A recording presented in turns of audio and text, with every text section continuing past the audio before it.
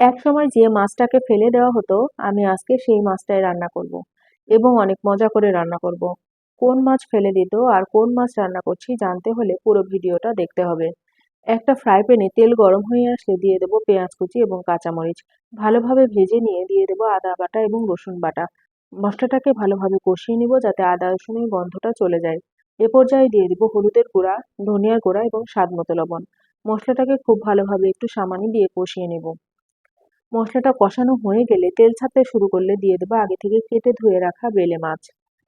কষানো হয়ে গেলে পরিমাণ মতো পানি দিয়ে ঢাকনা দিয়ে রান্নাটা হতে দেব। বেলে মাছে প্রচুর পরিমাণে প্রোটিন থাকে, যা শরীরের কোষ গঠন ও মেরামত করে নতুন কোষ তৈরিতে সাহায্য করে। ওমেগা 3 ফ্যাটি অ্যাসিড হৃদরোগের ঝুঁকি কমাতে সাহায্য করে, মস্তিষ্কের কার্যকারিতা বাড়াতে সাহায্য করে, স্মৃতিশক্তি বৃদ্ধি করে, দৃষ্টিশক্তি ভালো রাখতে সাহায্য করে বেলে মাছ, রোগ প্রতিরোধ ক্ষমতা বাড়ায়।